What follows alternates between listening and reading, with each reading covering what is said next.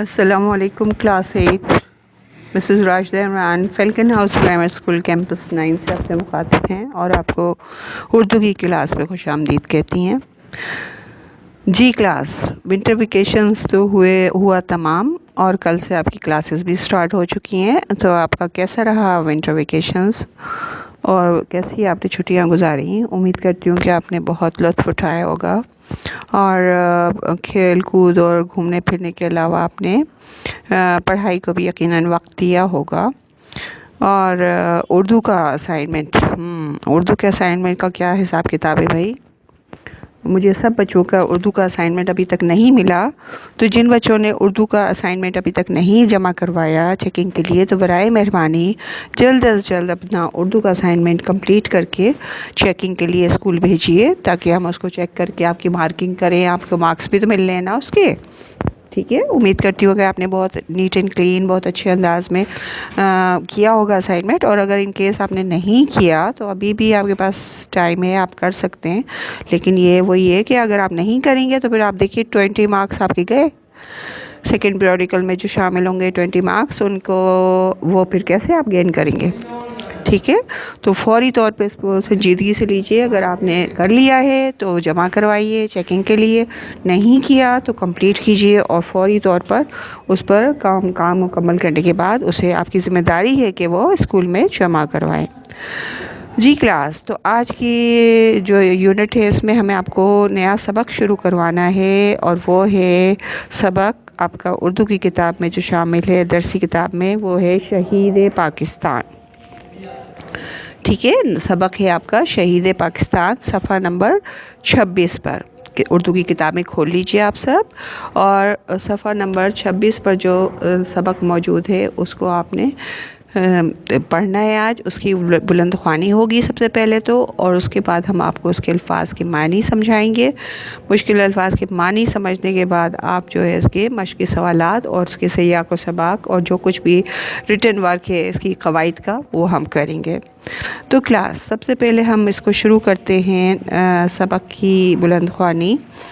تو کلاس میں پڑھ رہی ہوں، آپ لوگ پینسل لے کر اس کو انڈر لائن کیجئے، مشکل الفاظ جو آپ کو لگیں۔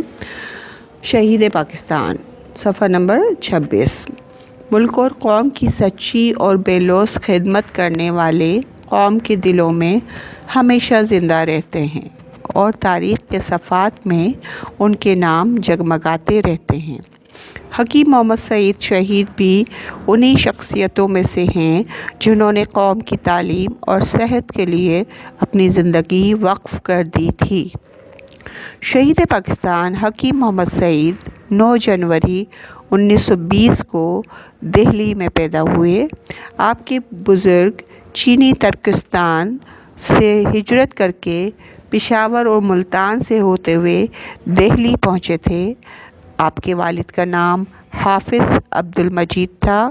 ابھی آپ 2 سال کے تھے کہ یتیم ہو گئے، چنانچہ آپ کی والدہ رابعہ ہندی نے آپ کی پرورش اور بڑے بھائی حکیم عبد الحمید نے تربیت کی۔ حکیم محمد سعید بچپن ہی سے ذہین اور محنتی تھے۔ 9 سال کی عمر میں قرآن مجید حفظ کر لیا۔ ابتدائی دینی تعلیم گھر ہی پر حاصل کی۔ اردو کے علاوہ فارسی، عربی اور انگریزی قابل اساتذہ سے سیکھی۔ 1939 میں آپ نے حکیم اجمل خان کے قائم کردہ طبی کالج سے طب کا اعلیٰ امتحان پاس کیا اور مریضوں کی خدمت کرنے لگے۔ اپنے بڑے بھائی حکیم عبد الحمید کے ساتھ مشرقی طب اور دوا سازی کے ادارے ہمدرد کو ترقی دینے میں مصروف ہو گئے۔ حکیم محمد سعید کو قائد اعظم محمد علی جناح رحمۃ اللہ علیہ سے بہت عقیدت تھی۔ آپ دہلی میں قائد اعظم رحمۃ اللہ علیہ کے گھر جایا کرتے تھے۔ محترمہ فاطمہ جناح بھی آپ کو بہت عزیز رکھتی تھیں۔ آپ بچہ مسلم لیگ میں بھی شامل رہے۔ قیام پاکستان کے بعد آپ نے ہندوستان میں رہنا پسند نہیں کیا، اپنا کاروبار اور اپنی جائیداد چھوڑ کر 9 جنوری سن 1948 کو ہجرت کر کے پاکستان آ گئے تاکہ اس نئے ملک کی خدمت کر سکیں اور عوام کی صحت اور تعلیم کے لیے اپنے عزم کے مطابق کام کر سکیں۔ پاکستان میں حکیم محمد سعید شہید کو ابتدا میں بڑی مشکلات پیش آئیں، ہر کام نئے سرے سے کرنا پڑا، لیکن انہوں نے ہمت نہ ہاری اور پاکستانی عوام کو جہالت اور بیماریوں سے نجات دلانے کے لیے رات دن محنت کی۔ انہوں نے ابتدا میں ایک اسکول میں استاد کی حیثیت سے خدمات انجام دیں، پھر کراچی میں کمرہ کرائے پر لے کر معمولی سرمایے سے ہمدرد مکتب یعنی کلینک قائم کیا اور پاکستان میں پیدا ہونے والی جڑی بوٹیوں سے دوائیں تیار کر کے بیماریوں کے خلاف جہاد شروع کیا۔ ہمدرد دواخانہ، جس کے حکیم محمد سعید تنہا مالک تھے، 1953 میں قوم کے نام وقف کر کے اس کی آمدنی طب، صحت اور تعلیم کے فروغ کے لیے وقف کر دی اور خود نگراں کی حیثیت سے کام کرنے لگے۔ حکیم محمد سعید کو نونہالوں کی تعلیم و تربیت سے خصوصی دلچسپی تھی۔ اسی مقصد کے لیے انہوں نے کئی منصوبے شروع کیے۔ 1953 میں بچوں کا رسالہ نونہال شائع کیا۔ بچوں کے لیے پاکیزہ اور مفید کتابیں شائع کرنے کے لیے نونہال ادب کا شعبہ 1988 میں قائم کیا۔ خود بھی نونہالوں کے لیے 100 سے زائد کتابیں لکھیں۔ ایک بہت اعلیٰ درجے کا اسکول ہمدرد پبلک اسکول کے نام سے قائم کیا۔ نونہالوں کو جمہوری طور طریقے سکھانے کے لیے نونہال اسمبلی کا سلسلہ شروع کیا۔ جی کلاس، یہ تو ہو گئی بلند خوانی۔ بقیہ سبق کی بلند خوانی ہم اگلے یونٹ میں کریں گے۔ اس وقت ہم آپ کو اس پورشن میں جتنے مشکل الفاظ آئے ہیں ان سب کے معنی آپ کو لکھوائیں گے۔ جیسا کہ اسکرین پہ آپ دیکھ رہے ہیں کہ مطب، پہلا لفظ مشکل جو ہے وہ ہے مطب۔ مطب کا مطلب دواخانہ، جہاں سے دوائی بنا کے، جہاں ڈاکٹر صاحب بیٹھتے ہیں اور دوا بنا کر اور یہ دوا آپ کو لکھ کر دیتے ہیں، تو یہ مطب کہلاتا ہے، دواخانہ کہلاتا ہے۔ نونہال کہتے ہیں ننھے منھے بچے، یعنی ٹین ایجر بچے، مطلب یہ یوں سمجھ لیجیے آپ کہ 1-2 سال سے لے کر اور 10-12 سال تک کے بچے، ٹھیک ہے۔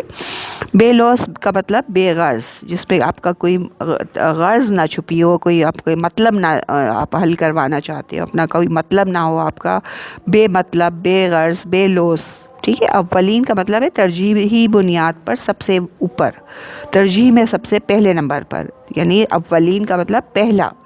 تعصب کہتے ہیں دل میں کینہ رکھنا، کسی کے لیے برا خواہش رکھنا کسی کے دل میں کہ اس کا برا ہو جائے، تعصب رکھنا، دل میں برا خیال رکھنا، ٹھیک ہے۔ فلاحی کا مطلب بھلائی یا بہتری، کسی کی فلاح کی بات کرنا، بہتری کی بات کرنا، بھلائی کی بات کرنا۔ ولادت کہتے ہیں پیدائش کو۔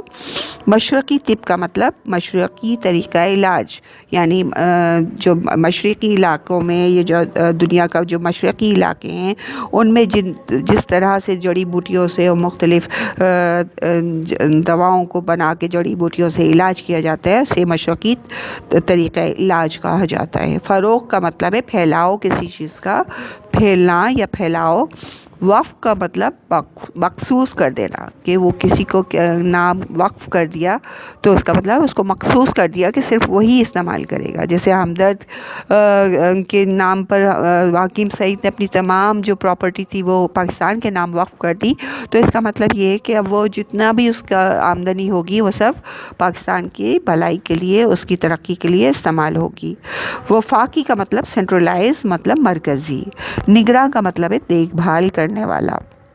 بلا معاوضہ یعنی بدلے میں کچھ نہ لینا، نہ پیمنٹ پیسے لینا، نہ ہی اور کوئی فائدہ کچھ لینا اس سے بدلے میں، تو اس کا مطلب ہے بلا معاوضہ، مطلب بغیر کسی معاوضے، بغیر کسی فائدے کی کوئی کام کرنا یا کچھ کرنا۔ جاگیر کا مطلب جائیداد، زمین جائیداد، مکان، جو بھی انسان کی ایسٹس ہوتے ہیں اس کو جاگیر کہتے ہیں، ٹھیک ہے، جو زمین جائیداد کے معنی میں۔